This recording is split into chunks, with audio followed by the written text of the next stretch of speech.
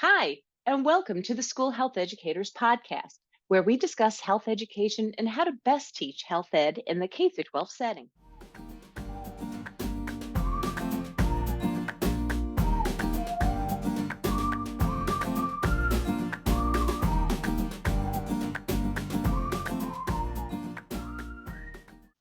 Hi, and welcome to the School Health Educators Podcast. I'm your host, Lori Reichel. This episode is titled Functional Health Knowledge for Puberty Lessons. So, functional health knowledge, that is the basic information that we share to our students that's age and developmentally appropriate on a variety of topics in health education. We have a lot. This episode is going to look specifically at puberty information. And as a reminder, I recommend putting this information into a skill-based unit. And I'll recommend 2 different skills/standards towards the end of this episode that I have infused puberty information into. So if you're able to watch this on the YouTube channel, I have a PowerPoint with the information, so it could be a cheat sheet for you if you go to it and look at it. If you want a copy of it, send me an email. But overall, I wanted to do this episode because some of you might be about to go over information, and I wanted to make sure that you were reminded of the common changes children go through. So I'm going to start sharing my screen. Again, if you're able to watch this on the School Health Educators YouTube channel, that'd be awesome. All right, so functional health knowledge for puberty lessons. A little side note for you too, if you want more information to prepare for talks, even if you're talking with your own children or some family relatives on this topic, I wrote the book, Common Questions Children Ask About Puberty, based on the questions children used to ask me when I was in the classroom, particularly grades 4, 5, 6. I saved them. I also had some friends also give me some of the questions that they would get in their classrooms. And so the book, Common Questions Children Ask About Puberty, is a whole bunch of the questions, so over 500 questions that I've been asked in my career, plus age and developmentally appropriate answers. I was speaking to a graduate student recently who said she loves the book because it's very simple to read, but it goes over the common questions kids will ask.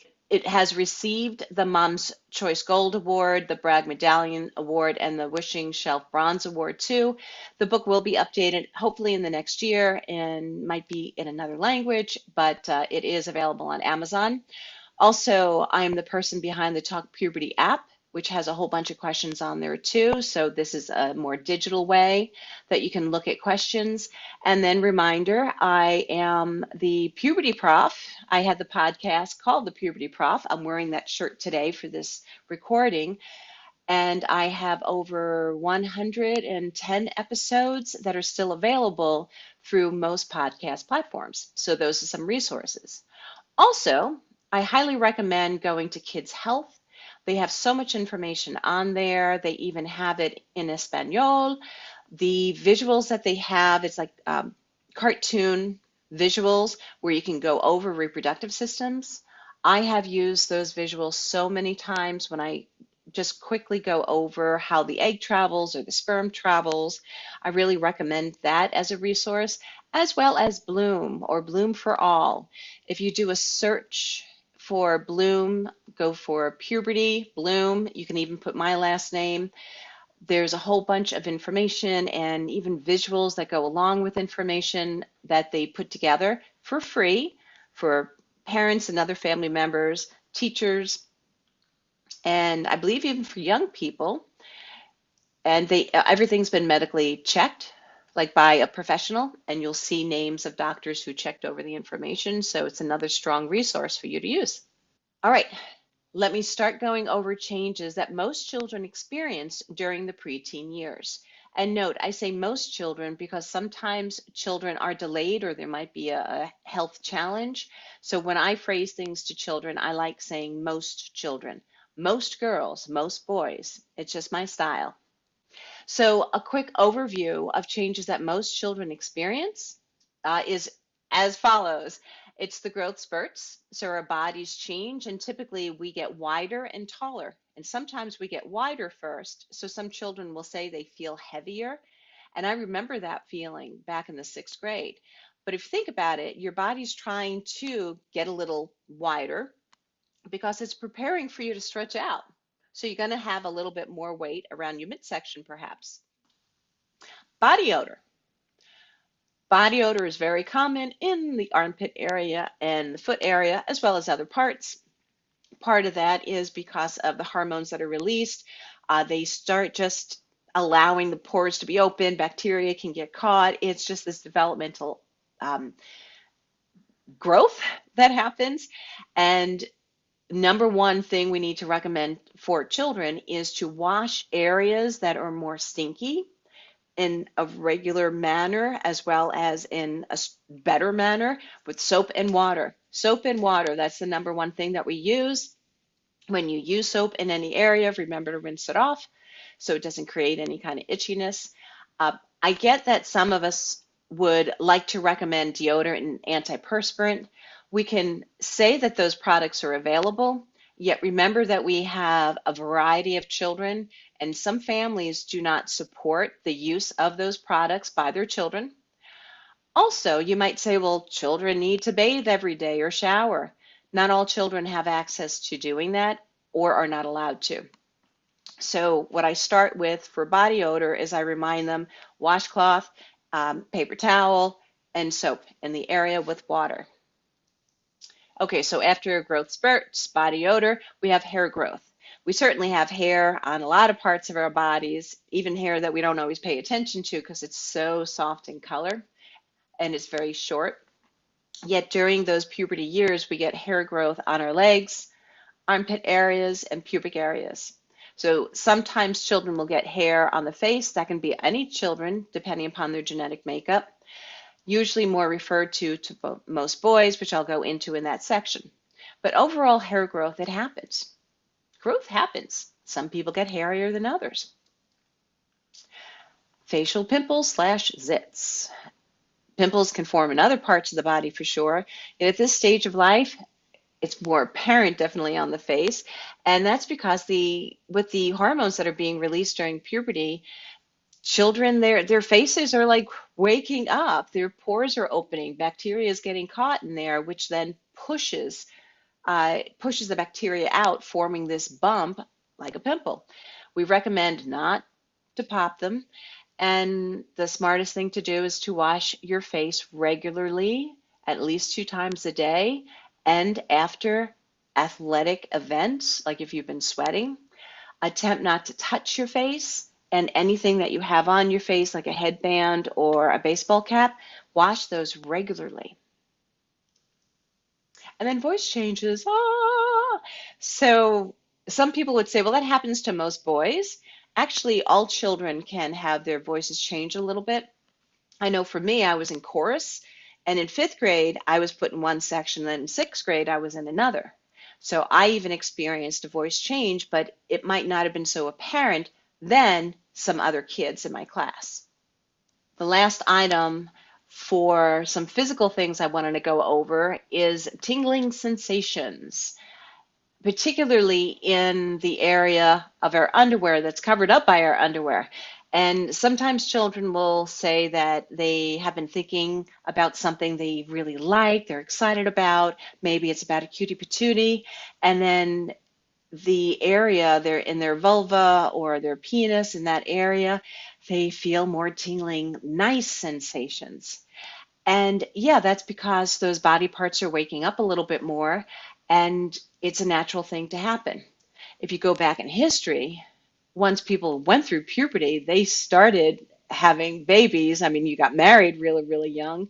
So it's just natural that our bodies still have that genetic makeup that we have these tingling sensations during those years, even though traditionally in America and a lot of other countries, we don't start having babies until later. Other changes that we sometimes forget to talk about because they deal with other areas of health are moodiness, so that deals with emotions. Then they get more responsibilities. children are supposed to become more responsible as they age. So during those fourth, fifth, sixth grade times, it's a great opportunity to allow them to know they're getting older. There's a lot of positives to it, and there's going to be some challenges. Of course there is. Yet, help them become more responsible, give them more chores around the house, or maybe, this is why we have more children go into different clubs in middle school, like in sixth, seventh, eighth grade, because they are getting more responsible. And as they age, they have the increased ability for thinking. And think about Bloom's taxonomy, higher level thinking. Definitely by the time a student is in 12th grade, we're trying to get them all the way to that top level of Bloom's. Yet for younger children, they're usually more towards the lower levels because that's where they're at. But during those fourth, fifth, sixth grade years, they're beginning to start being more analytical. I love that. Social changes also occur. So I remember that I had a best friend in sixth grade, and she was getting more into athletics and asked me to throw a football. If you want to laugh, I'll throw a football for you. I'm not an athletic. I've never been a sports person. I'm more into individual sports. She was really into group sports. So we basically went our different ways. And socially, we had different friends. We got reconnected later on in life, but this happens to children at this age. Also, interest in others. So the kid that might have been bothering you back in the first grade might be looking kind of cute now. And other interests can also change. Young people often ask more questions, in which some people might not like the questioning. Sometimes it might be about rituals within the family. Yet sometimes by asking the questions and having real answers being provided, young people can get stronger in the family values if they have the background. First, they might rebel a little bit, but if they understand the background, they can become more interested in doing rituals in the family. Now, going into changes most girls experience, I'm going to go back to that growth spurt because we have it more noticeable with girls. They usually go through that growth spurt first or earlier than most boys, in which their breasts develop and their hips widen. Those items typically happen because if a person's able and want to have a baby, the breast can potentially provide milk for the baby, and then the hips widening gives more space for that baby to grow inside the uterus. So that's the body changes for most girls. And they're going to have to be guided in hair growth decisions. So we all have hair growth. And if you're getting hair on your legs, it depends upon the family, depends upon what's allowed. The hair might be staying, it might be removed. Same thing with underarm hair. So it's a cultural thing at times, and children need to talk to who they're living with, their guardians, about those decisions. Another thing that happens is the maturity, if I can only say it, of the reproductive system. And that includes the eggs being released for the first time. So we are traditionally born with all the eggs we'll ever need. And for those eggs, once they're released, usually one time a month, 2 weeks before we have a menstrual cycle, there's something like a wetness that can appear, a dampness in our underwear, and that's ovulation. And that's not a negative. It'll be clear or whitish in color. It's just part of having a menstrual cycle. And then I go to menarche, which is your first period or menstrual cycle, and then your continuation of menstruation, which is approximately a series of days that you will have this menstrual lining coming out about once a month. We know that life happens and there can be inconsistency, especially the first couple of years of having a menstrual cycle. But that ovulation is something that I know a lot of young people are wondering, like they're sitting there like, do I have my period? It's simply the ovulation fluid coming out approximately 2 weeks before a menstrual cycle. Now going to changes that most boys experience during the preteen years. And like I said before, growth spurts, but for most boys, their growth spurts, in addition to getting wider and taller, it's also their shoulders getting broader. So the shoulders broaden, and some people would say it's kind of like a V shape. So if the waist is a little slimmer, it'd be an inverted triangle. And then they also have specific hair growth decisions, more often with the face, although we have more advertisements about removing other body hair, including in the chest area. It might be removing pubic hair or trimming it because there's more products out there. And this is something I recommend children talk to other people in their family about. I don't know the purpose really of removing all this body hair at times. It's a personal choice, and we need children to figure out as they get older what their personal choice is going to be. But first, usually at home, they have to talk to a puberty expert at home to help them with those decisions. For most boys, too, there will be more noticeable voice changes and the maturity of the reproductive system in which nocturnal emissions can happen. Nocturnal emissions is also referred to as a wet dream, and what we need to go over for that is that it's the sperm practicing, traveling from the testicles, and sperms are usually created at this time of a young person's life. So it's created, stored in the epididymis, and then has a traveling path that you can go over with a kid's health diagram. And when the sperm connects with other fluids in the reproductive system, it comes out as an ejaculation. When this happens at night, you have no control over it. So it's very natural. And I'm thinking of a former student who had their hand raised, like, I think I wet my bed. I'm like, most likely it is a wet dream, very natural. You clean up your underwear, your jammies, put on another pair, clean up the sheets. You might say, hey, I'm going to do my own sheets to be more responsible. It's a very natural thing that happens. Same thing with the menstrual cycle, very, very natural thing that happens. We have products that people can use, period underwear, pads, menstrual cups, tampons. Here for nocturnal emission, we don't have products because it's easily washed. Things can be easily washed. And another thing that we need to go over is that sometimes children will have spontaneous erections, and they need to, I've actually said to kids, how have kids resolve that if they have an erect penis in between classes or something, and they cover up with a sweatshirt or a book as they're walking in the hallway. And this is why, too, if we call on students to maybe help us do something in a classroom, write on a board, we need to make sure children have the right to pass. So we can't force children, and especially during this time of talking about puberty, we have to be reminded sometimes spontaneous feelings and erections happen.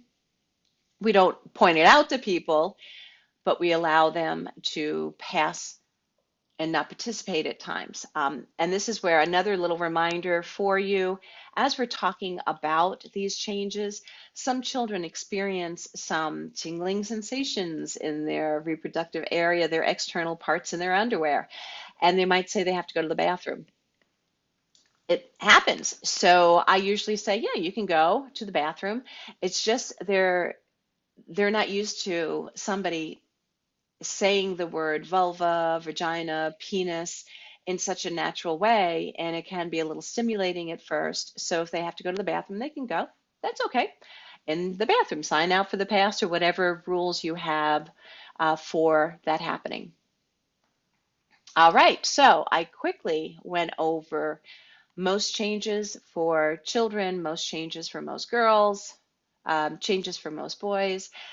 And I recommend for how to teach puberty functional health knowledge in a skill-based manner by either using Standard 7, which is self-management.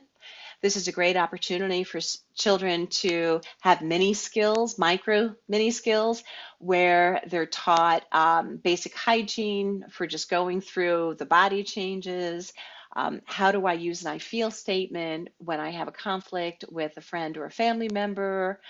How I can make better decisions, split decisions perhaps, either self-management or decision making. So decision making is because they are getting more responsible and they're going to have to decide things for these next years of becoming more adult-like. That's the whole reason. It's not just physical, it's social, emotional, mental, spiritual. All right, so I recommend Standard 7, self-management, or decision making, which is Standard 5. All right, thanks for listening. As a reminder, you are more than welcome to check out the Common Questions Children Ask About Puberty book. It has over 500 questions with age and developmentally appropriate answers. There's the Talk Puberty app, and then the podcast that I did for 2 years straight, which is the Puberty Prof podcast. And check out too Kids Health as well as Blooms for All. And if you can continue to listen to the podcast, put it on your phone as a reminder when new episodes are being released. That'd be great. Give some 5 stars or thumbs up. That'd be awesome sauce. Check out the schoolhealtheducators.org website. There's a lot of resources on there. I try to update in the summer or when I have time off. So I do know I have to update some things this summer. And last but not least, thank you for being you. Thank you for doing what you're doing. Children and youth need us. So I thank you so much, and take care of yourselves. Thank you.